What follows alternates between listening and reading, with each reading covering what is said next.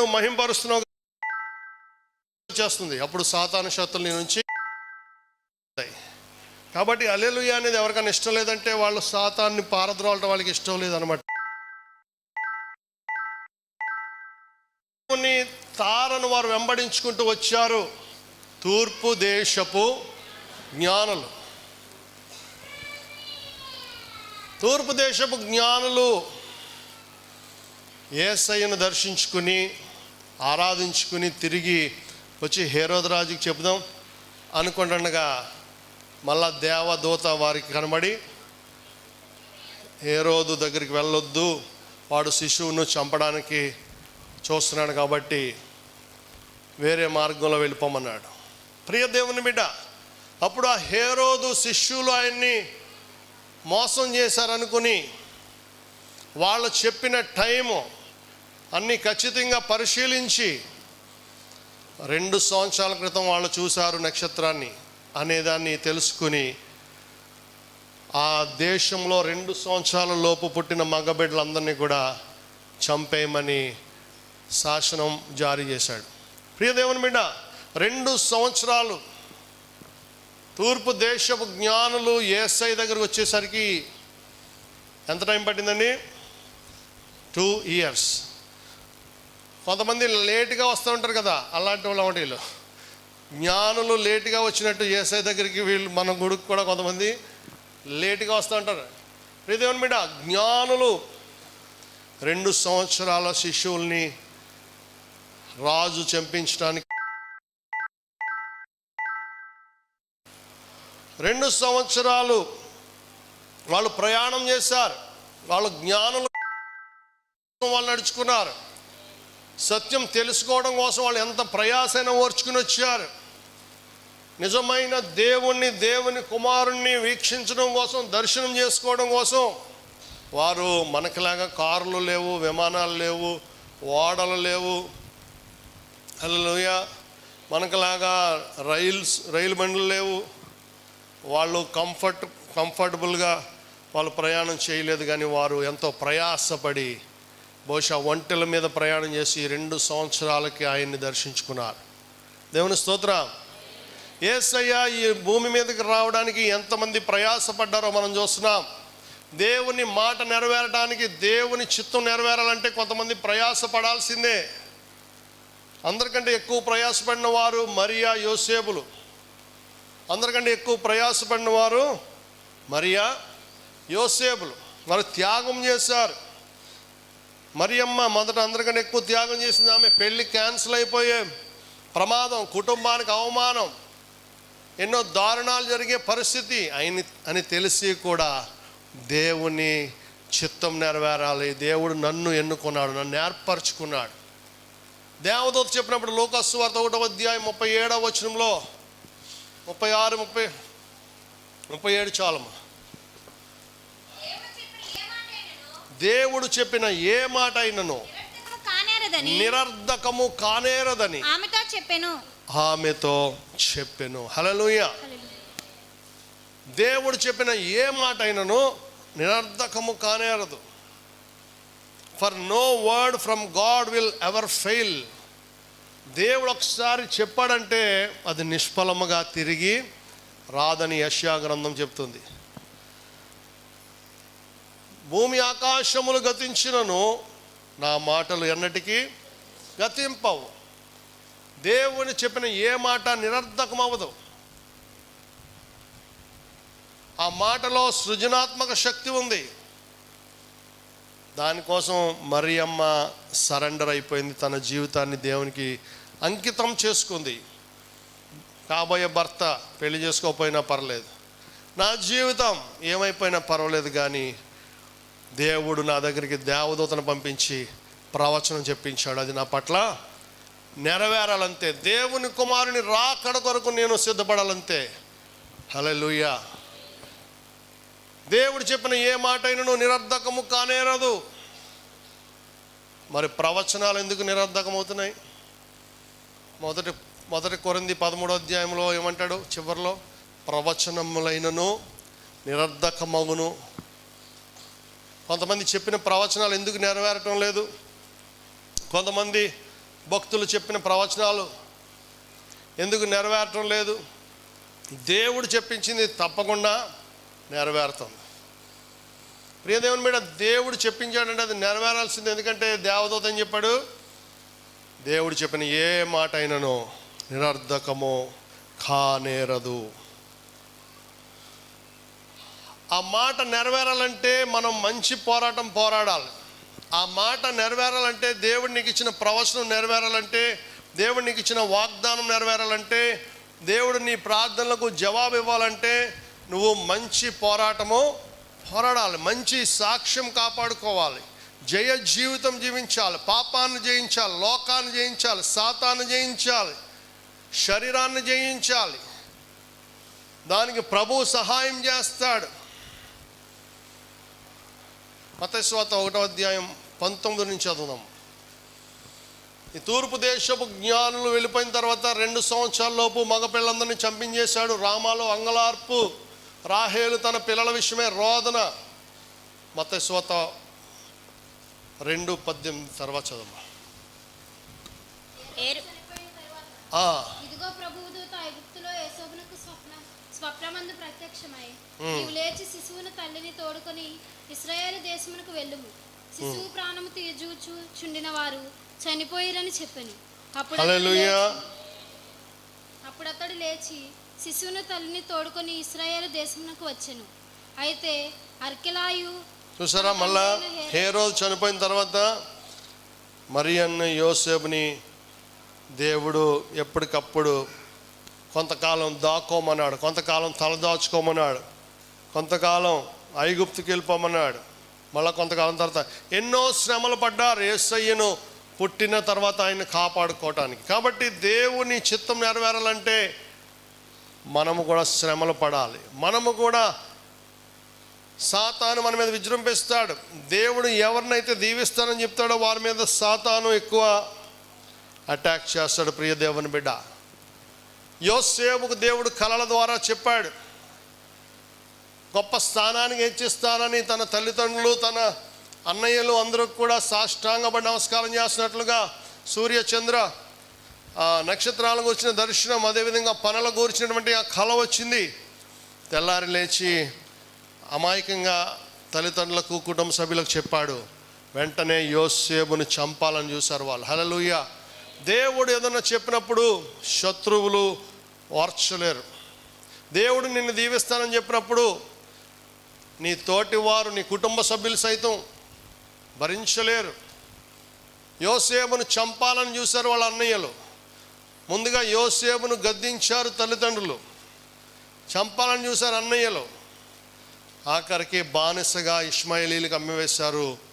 అక్కడి నుంచి పొతిఫర్ ఇంట్లో బానిసగా పనిచేశాడు. తర్వాత చెరసాలలోకి వెళ్ళాడు. ఆ తర్వాత దేవుడు చెప్పిన ఏ మాట అయినను నిరర్ధకము. ఆ తర్వాత దేవుడు 13 ఏళ్ల తర్వాత యోసేపుని తీసుకువెళ్ళి ఐగుప్తు దేశంలో రాజుగారి తర్వాత స్థానం ఇచ్చాడు ప్రోటోకాల్ ప్రకారం. హల్లెలూయా. ప్రియ దేవుని బిడ్డ, కాబట్టి దేవుని చిత్తం నీ పట్ల నెరవేరాలంటే నువ్వు అనేక పోరాటాలు చేయాలి. దేవుడిచ్చిన వాగ్దానాలు నెరవేరాలంటే ఎన్నో శ్రమలు నువ్వు సహించాలి. అదే సమయంలో సాక్ష్యం కాపాడుకోవాలి. దావీదు మీద తైలం పోసి అభిషేకించాడు. సమూయేలు ప్రవక్త, మొదటి సమూయేలు గ్రంథం 16వ అధ్యాయం 6-7 వచనాలు చదువుదాం. వాడు ఆయన ఎదుట నిలిచి ఉన్నాడని అనుకొనెను. అయితే యెహోవా సమూయేలుతో ఇలాగు సెలవిచ్చెను, అతని రూపమును అతని ఎత్తును లక్ష్య పెట్టకము. మనుషులు లక్ష్య పెట్టు వాటిని యెహోవా లక్ష్య పెట్టడు. నేను అతని త్రోసివేసి ఉన్నాను. మనుషులు పై రూపమును లక్ష్య పెట్టుదురు గాని యెహోవా హృదయమును లక్ష్య పెట్టును. హల్లెలూయా. మనుష్యులు పై రూపమును లక్ష్య పెట్టుదురు కానీ యెహోవా హృదయమును లక్ష్య పెట్టును. తర్వాత అబీనాదాబును పిలిచి సమూయేలు ఎదుటికి అతని రప్పింపగా అతడు యెహోవా ఇతని కోరుకొనలేదు అనెను. అప్పుడు యెషయి షమ్మాను పిలువగా అతడు యెహోవా ఇతని కోరుకొనలేదు అనెను. యెషయి తన 7 కుమారులను సమూయేలు ఎదుటికి పిలువగా సమూయేలు యెహోవా వీరిని కోరుకొనలేదని చెప్పి నీ కుమారులందరూ ఇక్కడ ఉన్నారా అని యెషయిని అడుగగా అతడు ఇంకను కడసారి వాడు ఉన్నాడు, అయితే వాడు గొర్రెలను కాయచున్నాడని చెప్పెను. అందుకు సమూయేలు నీవు వాని పిలువనంపించుము, అక్కడికి వచ్చే వరకు మనము కూర్చుందుమని యెషయితో చెప్పగా అతడు వాని పిలువనంపించి లోపలికి తోడుకొని వచ్చెను. అతడు ఎర్రని వాడును చక్కని నేత్రములు గలవాడును చూచుట. దావీదు వచ్చాడు, పొలం నుంచి వచ్చే వరకు గొర్రెల కాపరిగా ఉన్న దావీదు వచ్చే వరకు అతను వెయిట్ చేయించాడు అక్కడ. ఆ సాయంకాలం దావీదు వచ్చే వరకు కూర్చున్నాడు. చెప్తున్నాడు వాడు నీవు లేచి వానిని అభిషేకించు. చెప్పాలంటే దావీదు కంటే ముందు సౌలు అనే దేవుడు అమలేకీల్ని నాశనం చేయమంటే కొంతమంది సౌలును తృణీకరించాడు. అదే సమూయేలు గ్రంథం అంటాడు, బలులు అర్పించి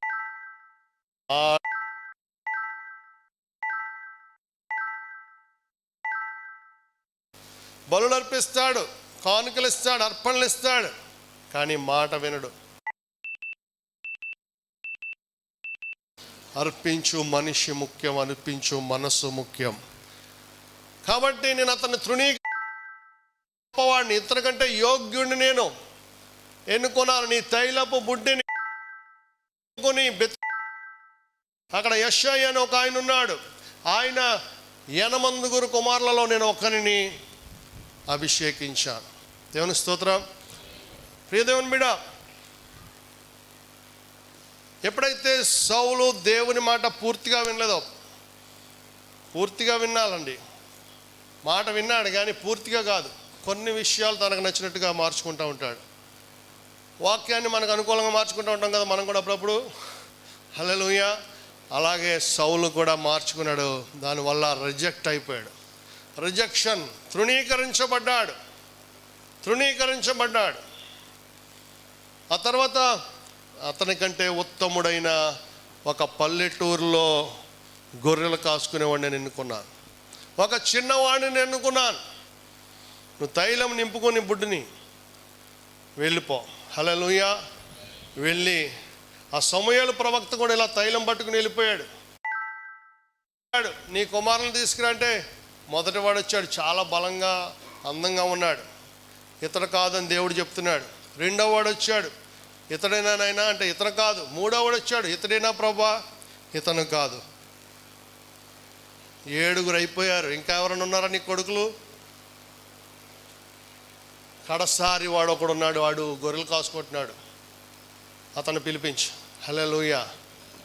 దేవుని బిడ్డ, ప్రవక్త అనేవాడు దేవుడు చెప్పిన చోటుకి వెళ్ళిపోయాం కదా. ఆ జ్ఞానులు వచ్చారు చూడండి, దేవుడు వెళ్ళమన్న చోటుకి వెళ్ళిపోతా ఉన్నారు నక్షత్రాన్ని వెంబడించుకుంటూ. కానీ అక్కడికి వెళ్ళాక యెరూషలేము మీదకి వెళ్ళిపోయింది వాళ్ళ దృష్టి. బెత్లెహేం వరకు వెళ్ళిపోయారు వాళ్ళు. దేవుని స్తోత్రం. అలాగే మన కను దృష్టి ఎప్పుడు కూడా దేవుని మించి తొలగిపోకుండా చూసుకోవాలి. మనం విశ్వాసమునకు కర్తయు దాన్ని కొనసాగించేవాడైనా యేసు వైపు చూచుచు మన ఎదుట ఉంచబడిన పందెములో ఓపికతో పరిగెట్టాలి. సమూయేలు ఎంత గొప్ప ప్రవక్త చూడండి, ఎంత దేవుని చిత్తం కోసం గడగడ వణికేవాడు. చివరి వరకు దేవుడు చెప్పిన గ్రామానికి వెళ్ళిపోయాడు, బెత్లెహేము. దేవుడు చెప్పిన ఇంటికి వెళ్ళిపోయాడు. దేవుడు చెప్పిన యెషయి గారిని కలుసుకున్నాడు. దేవుడు చెప్పినట్టు ఆయన 8 కుమారులను చూపించమన్నాడు. అక్కడికి వెళ్ళాక ఆయన డిసైడ్ చేసేలా వీడు బాగున్నాడు, వీడు కాదు అనుకుని తనకు తాను డెసిషన్ తీసుకోలేదు. కానీ ఏం చేశాడు? దేవుడిని అడిగాడు చివరి వరకు కూడా. తెలుసుకోవడానికి ఆతురపడి, దేవునికి ఇష్టమా లేదా మనం చేసే పని, మనం తీసుకునే నిర్ణయం, మనం మాట్లాడే మాటలు, మనం చిత్తమా కాదా అని ప్రతి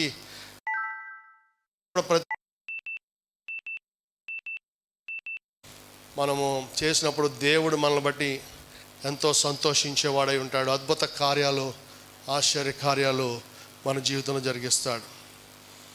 చివర్లో దావీదు వచ్చాక అప్పుడు అంటున్నాడు, నేను కోరుకున్నవాడు దేవుని వాక్యానుసారంగా పరీక్షించుకోవాలి ప్రియ దేవుని బిడ్డ. ఎందుకంటే దేవుడు చెప్పిన ఏ మాట అయినను నిరర్ధకము కానేరదు. దేవుడు చెప్పండి జరుగుద్దంతే. కాకపోతే వాళ్ళు మంచి పోరాడాలి. ఒక్కొక్కసారి ప్రవచనాలు ఎందుకు నిరర్ధకం అవుతాయంటే వాళ్ళు మధ్యలో పాపంలో పడిపోతే దేవుడు వాళ్ళు వదిలేస్తాడు. దేవుడు చేద్దాం అనుకున్న పని ఆగిపోతుంది. అపవిత్రతను దేవుడు సహించలేడు, పాపాన్ని దేవుడు సహించలేడు. 93వ కీర్తన 5వ వచనం చెప్తుంది, ఎన్నటన్నిటికీ పరిశుద్ధతయే నీ మందిరమునకు అనుకూలము. దేవుని మందిరంకి అనుకూలమైంది ఓన్లీ హోలీనెస్, పరిశుద్ధత మాత్రమే. పరిశుద్ధంగా ఉండాల్సిందంతే. అపవిత్రత ఉంటే నువ్వు ఆశీర్వాదాలు పూర్తిగా పొందుకోలేవు. నీ మాటల్లో కానీ, చేతల్లో కానీ, చూపుల్లో కానీ, హృదయంలో కానీ, ప్రవర్తనలో కానీ, నడకలో కానీ, నడతలో కానీ ఎందులోనూ అపవిత్రత రాకుండా చూసు అంటాడు. చదువుదాం 15వ కీర్తన, అద్భుతమైన కీర్తన ఇది.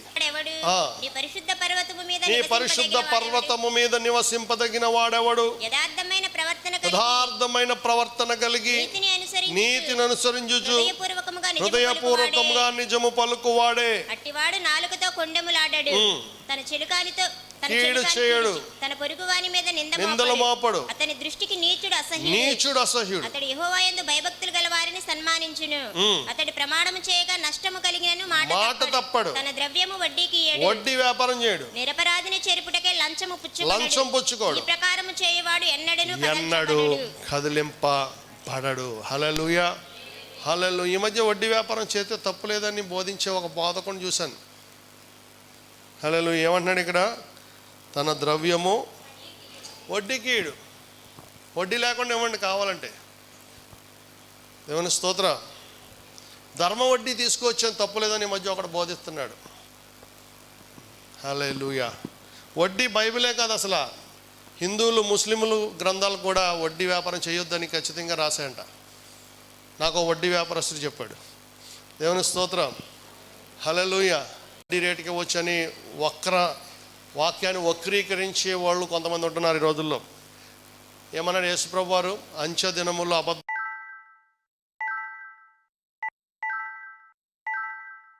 మీరు చదువుకోండి తర్వాత.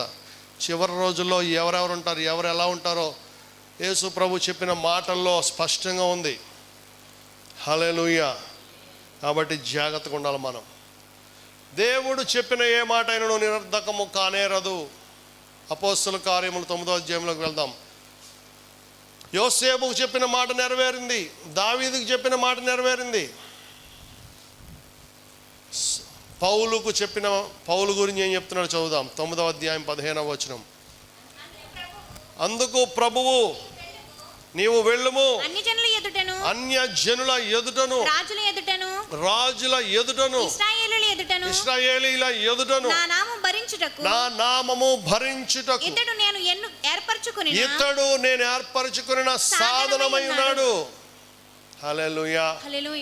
అన్యజనుల ఎదుటను, రాజుల ఎదుటను, ఇశ్రాయేలీల ఎదుటను నా నామము భరించుటకు ఇతడు నేను ఏర్పరచుకున్న, he is my chosen vessel. Hallelujah. he is my weapon. ఆయుధం, నా చేతిలో సాధనం, పనిముట్టు. పౌలు అతను ఇంతకు ముందులాగా రౌడీ కాదు, ఇంతకు ముందులాగా అతను మతోన్మాది కాదు. నువ్వేం భయపడద్దు, వెళ్ళి అతని తల మీద చేయి పెట్టు. హల్లెలూయా అని అననీయ అనే శిష్యుడికి దేవుడు ఆజ్ఞాపిస్తూ వాగ్దానం చేస్తున్నాడు. హల్లెలూయా. అక్కడ సౌలును దేవుడు మొత్తాడు. దమస్కులో సంఘాన్ని బంధించడానికి వెళ్తుంటే, సౌలా సౌలా నీవేళ నన్ను హింసించుచున్నావు. కళ్ళు పోయాయి సౌలుకి. ప్రభువా నువ్వెవడివి? నేను నీవు హింసించుచున్నా యేసు. వెంటనే గుండె జల్లు మంది, యేసు ప్రభు నిజంగా దేవుడేనా? హల్లెలూయా. అంతవరకు ఉట్టుట్టిది ఫేక్ అనుకున్నాడు. నిజమైన దేవుడి స్వరం విన్నాక పశ్చాత్తాపం మొదలైంది. 3 రోజులు అన్నపానములు ముట్టుకోకుండా ఉపవాసం ఉండి క్షమాపణ అడిగాడు, ప్రార్థన చేసుకున్నాడు. అప్పుడు మళ్ళా 3వ రోజున అననీయ అనే శిష్యుడితో దేవుడు చెప్తున్నాడు, అననీయ నువ్వు వెళ్ళి పలానా తిన్నని దనబడిన వీధిలో సౌలు అనే తార్సువాడు ఉన్నాడు, అతడు 3 రోజులు అన్నపానం ముట్టుకోకుండా ప్రార్థన చేసుకుంటున్నాడు, నువ్వు వెళ్ళి అతని తల మీద చేయి పెట్టు, అతని కళ్ళు పోయాయి కాబట్టి అతను మళ్ళా చూపు వస్తుంది అని చెప్తే అననీయ భయపడిపోతుంది. ప్రభువా, అతను దుర్మార్గుడు కదా, సంఘాన్ని ఎన్నో రకాలుగా హింసిస్తున్నాడు కదా, స్టెఫన్ను చంపించాడు కదా. అప్పుడు చెప్తున్నాడు దేవుడు, ఏమంటున్నాడు అప్పుడు చదవం మళ్ళా, నీవు వెళ్ళుము, అన్య జనుల ఎదుటను రాజుల ఎదుటను ఇశ్రాయేలీల ఎదుటను. ఇంకా చక్కని మాట అంటాడు, ఇదిగో అతడు ప్రార్థన చేయుచున్నాడు అంటాడు. హల్లెలూయా, హల్లెలూయా. అందుకు ప్రభువు, నీవు లేచి తిన్న నిదనబడిన వీధికి వెళ్ళి యూదా అను వాని ఇంట తార్సువాడైన సౌలు అని వాని కొరకు విచారించుము, ఇదిగో అతడు ప్రార్థన చేయుచున్నాడు. ఇదిగో అతడు ప్రార్థన చేసుకుంటున్నాడు. దేవుని స్తోత్రం. ప్రార్థన చేసుకుంటుండగా అద్భుతాలు జరుగుతాయి. ప్రార్థనను ఆమెను చెప్పకముందే దేవుడికి జవాబులు తెచ్చేస్తాడు. చూడండి ఎన్ని అద్భుతాలు. హల్లెలూయా. నువ్వు ప్రార్థన చేసుకుంటుండగానే అద్భుతాలు. సంఘము అర్ధరాత్రి ప్రార్థన చేసుకుంటుండగా చెరసాల్లో ఉన్న పేతుని తీసుకొచ్చి సంఘం ముందు నిలబెట్టాడు దేవుడు. నువ్వు ప్రార్థనలో కొనసాగాలి, విసుగక నిత్యము ఎడతెగక ప్రార్థన చేయాలి. నువ్వు ప్రార్థన ఆమేన్ చెప్పే లోపల దేవుడు అద్భుతంగా నీ కళ్ళ ముందే జవాబును పెడతాడు. ప్రియ దేవుని బిడ్డ, ఇదిగో అతడు ప్రార్థన చేయించున్నాడు, అతడు అన్యజనుల ఎదుటను రాజుల ఎదుటను ఇశ్రాయేలీయుల ఎదుటను నా నామమును భరించుటకు నేను ఏర్పరచుకొనిన సాధనమై ఉన్నాడు. దేవుని నామాన్ని భరించాలంటండి, భరించాలి. నిందలు వస్తాయి, అవమానాలు వస్తాయి, శ్రమలు వస్తాయి, కష్టాలు వస్తాయి, కానీ చివరగా దేవుడు నిన్ను మహిమపరుస్తాడు. హల్లెలూయా. ప్రపంచ చరిత్రలో ఈరోజు అపోస్తలుడైన పౌలు భక్తుడిని దేవుడు గణపరిచాడు. ఆయన సొంత 12 మంది శిష్యుల్లో లేకపోయినా సరే, ఎందుకంటే యేసు ప్రభు కోసం భరించాడు పౌలు. హల్లెలూయా. ప్రయాణాలు చేశాడు, వాళ్ళెక్కాడు, ఎన్నో భయంకరమైన హింసలు పొందాడు. కాబట్టి దేవుడు నీ జీవితంలో చెప్పిన ప్రవచనాలు, వాగ్దానాలు నెరవేరాలంటే నీవు కూడా ఆయన నామాన్ని భరించాలి. దేవుని స్తోత్రం. దేవుని కోసం త్యాగం చేయాలి. Every sacrifice will have a reward.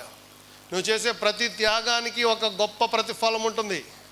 కాబట్టి దేవుని కోసం నువ్వు ఓర్చుకోవాలి, సహించాలి. యేసయ్యని లోకంలోకి తీసుకురావడానికి, యేసయ్యకు జన్మనివ్వటానికి. అంత మాత్రమే కాదు, యేసయ్యను పుట్టిన తర్వాత కూడా ఎవరు చంపకుండా బ్రతికించుకోవడానికి వారు దేశాలు విడిచి వెళ్ళిపోయినటువంటి భయంకరమైన శ్రమలు అనుభవించారు. ఆ యవ్వన దంపతులిద్దరూ కూడా దేవుని కొరకు ప్రతిష్ఠించుకున్నారు. దేవుని చిత్తం నెరవేరాలి, దేవుని వాక్యం నెరవేరాలి, దేవుని వాగ్దానం నెరవేరాలి. లోక రక్షకుడు మా ద్వారా రావాలి. హల్లెలూయా. కాబట్టి దేవుని కోసం వారు త్యాగం చేశారు. దేవుడు అద్భుతంగా వారిని మహిమపరిచాడు. ప్రియ దేవుని మీద, దేవుడు చెప్పిన ఏ మాట అయినను నిరర్ధకం కానేరదు. నీ జీవితంలో ఎవరైనా ప్రవక్తల ద్వారా దేవుడు ఏమైనా ప్రవచించాడా? ఏమైనా వాగ్దానాలు చెప్పాడా? ఏమైనా ప్రవచనాలు వచ్చాయా? ఎందుకు నెరవేరటం లేదంటే మనం సరిగ్గా జీవించట్లేదు కాబట్టి. 1 తిమోతి 1:18, 6:20, 6:10 అంటాడు, మంచి పోరాడము, విశ్వాస సంబంధమైన మంచి పోరాడము. Fight the good fight of faith. మంచి పోరాటం పోరాడకపోతే అవి జరగవు. యోసేపు మంచి పోరాటం పోరాడాడు, దావీదు మంచి పోరాటం పోరాడాడు, సౌలు పౌలుగా మార్చబడిన తర్వాత మంచి పోరాటం పోరాడాడు. అందుకనే వారి పేర్లు సువర్ణాక్షరాలతో లిఖించబడ్డాయి. ఈ రోజున నీ పేర్లు కూడా ఆయన సువర్ణాక్షరాలతో లిఖించగల దేవుడు. ఆయనలో ఏ పక్షపాతం లేదమ్మా. ఈ దేవుని మీద ఆయనలో ఏ పక్షపాతం లేదు. ఆయన మనుషుల పైరూపాన్ని లక్ష్య పెట్టే దేవుడు కాదు. నిన్ను మహిమపరచాలనుకుంటున్నాడు, నేను గొప్పవాణ్ణి చేయాలనుకుంటున్నాడు. నన్ను ఘనపరచువాని నేను, 1 సమూయేలు 2:30 వాగ్దానం. నన్ను ఘనపరచువాని నేను ఘనపరుస్తాను. నన్ను తృణీకరించు వారు తృణీకారం పొందుకుంటారు. కాబట్టి ఆయన ఘనపరుద్దాం. ఈ క్రిస్మస్ మన ఆచార ప్రకారం కాకుండా దేవుని ఘనపరిచే వారంగా, దేవుని మాట నెరవేరాలి, దేవుని చిత్తం నెరవేరాలి, దేవుని రాజ్యం కట్టబడాలి, ఆయన రాకడ కొరకు వధువు సంఘాన్ని సిద్ధపరచాలని గొప్ప దర్శనం కలిగి, సమర్పణ కలిగి, ఆత్మ సంబంధంగా ఈ క్రిస్మస్ను జరుపుకుందాం. దేవుడి మాటలు మీ వినికిడిలో ఆశీర్వదించి నిత్య మార్గంలో నడిపించును గాక. ఆమేన్. హల్లెలూయా. అందరూ లేచిన పడదాం. హల్లెలూయా, హల్లెలూయా, హల్లెలూయా, హల్లెలూయా. మానవుల రక్షింపను దేవుండు తన కుమారుని పంపెను, మన శరీరము దాల్చెను, ఆ ప్రభువు మన పాపముకు దూరుడే, ఆ ప్రభువు మన పాపముకు దూరుడే. దేవుని ప్రేమ ఇదిగో, జనులార భావంబులం తెలియరే, కేవలము నమ్ముకొనినా పరలోక జీవంబు మనకప్పును, పరలోక జీవంబు మనకప్పును, పరలోక జీవంబు మనకప్పును. హల్లెలూయా, హల్లెలూయా. రెండు చేతుల పైకెత్తి, దేవా నీ కోసం నిజమైన క్రిస్మస్ బహుమానాలుగా మేము తిరిగి జన్మించి నీ జన్మదినాన్ని పురస్కరించుకుని తిరిగి జన్మించమన్నావు. ఒకడు క్రొత్తగా జన్మించితేనే కానీ పరలోకాల్లో చేరలేడన్నావు ప్రభువా. అటువంటి నూతన జన్మ అనుభవము క్రీస్తు యేసునందున వానికి ఏ శిక్ష లేదు, విధి లేదన్నావు ప్రభువా. కాగా ఎవడైనా క్రీస్తు యేసునందున ఎడల వాడు నూతన సృష్టి అన్నావు ప్రభు. నూతన సృష్టిగా, నవీన స్వభావము కలిగిన వారముగా మేమందరం నీ సన్నిధిలో జీవించినట్లుగా మాకు సహాయం చేయమని. ప్రియ దేవుని బిడ్డ, నూతన సంవత్సరంలో నూతన ఆశీర్వాదాలు దేవుడి ఇవ్వాలంటే దేవుని చిత్తానుసారంగా దేవునికి లోబడి జయ జీవితము జీవిద్దాం. మరియా యోసేపుల వలె దేవునికి మహిమకరమైన జీవితం జీవిద్దాం. దేవుడు చెప్పిన ఏ మాట నీ పట్ల నెరవేరదో, దేవుడు నీ పట్ల గొప్ప ప్రణాళికతో ఉన్నాడు. సాతానుడు దాన్ని పాడు చేయాలని చూస్తున్నాడు. కాబట్టి సాతానుకు చోటు ఇవ్వకుండా, ఎటువంటి అపవిత్రతకు చోటు ఇవ్వకుండా, సాతాను ఏ విధంగా నీ జీవితంలోకి, నీ సహవాసంలోకి, నీ కాపురంలోకి ప్రవేశించకుండా దేవునితో సంపూర్ణంగా నింపబడదాం. దేవుని ఆత్మ పూర్ణులముగా మనము జీవిద్దాం. హల్లెలూయా, హల్లెలూయా. ప్రార్థన. మహాపరిశుద్ధుడు, మిక్కిలి కృపా కనికరం కలిగిన మా పరమ తండ్రి, మీరు ఇచ్చిన ఈ వాక్యము మంచి నేల పడిన విత్తనం వలె 30 60 100 ఫలింపజేసి మారు మనసు తగిన ఫలములు ఫలించే వారుగా ప్రతి ఒక్క బిడ్డను ఆశీర్వదించమని. అవును ప్రభువా, మా జీవితంలో నీ చిత్తం నెరవేరాలంటే దేవా సంతోషించవలసిన వారు మమ్మల్ని చూసి అసూయపడతారు ప్రభువా. హెరోదు రాజు అసూయపడినట్లుగా సొంత కుటుంబ సభ్యులు దావీదు మీద, అదేవిధంగా సౌలు రాజు, అదేవిధంగా యోసేపు మీద సొంత కుటుంబ సభ్యులు అసూయపడినట్లుగా దేవా మా మీద కూడా అసూయపడేవారు ఉన్నప్పటికీ కూడా ప్రతి ఒక్కరము మంచి పోరాటం పోరాడినట్లుగా మీ ఆత్మ నడిపింపు మాకందరికీ నీ దయచేసి దేవా, మరియా యోసేపులు ఏ విధంగా అయితే మంచి పోరాటం పోరాడారో ఆ విధమైన దేవా మాదిరికరమైన జీవితం మేము జీవించడానికి, నిరాడంబరమైన జీవితం, దీన మనస్సు, తగ్గింపు స్వభావం, సాత్వికత్వం, ఆత్మ ఫలములన్నీ ఫలించే వారంగా మేము కూడా నీ సన్నిధిలో నూతన సంవత్సరం అడుగుపెట్టి నూతన కృపలు పొందుకోవడానికి, నూతన దీవెనలు పొందుకోవడానికి ప్రతి ఒక్కరికి సహాయం చేయమని వేడుకొనిచున్నాం ప్రభువా. భాషలతో దేవదూతల భాషలతో ఆటలాడినను ప్రార్థించినను, ప్రేమ లేని వానివైతే ఫలితము లేదు. ప్రేమనే ఆత్మఫలం ఫలింపుము నీవు, ప్రేమ లేని వానివైతే ఫలితము లేదు. ప్రేమనే ఆత్మఫలం ఫలింపుము నీవు. మనుషుల భాషలతో దేవదూతల భాషలతో ఆటలాడినను ప్రార్థించినను.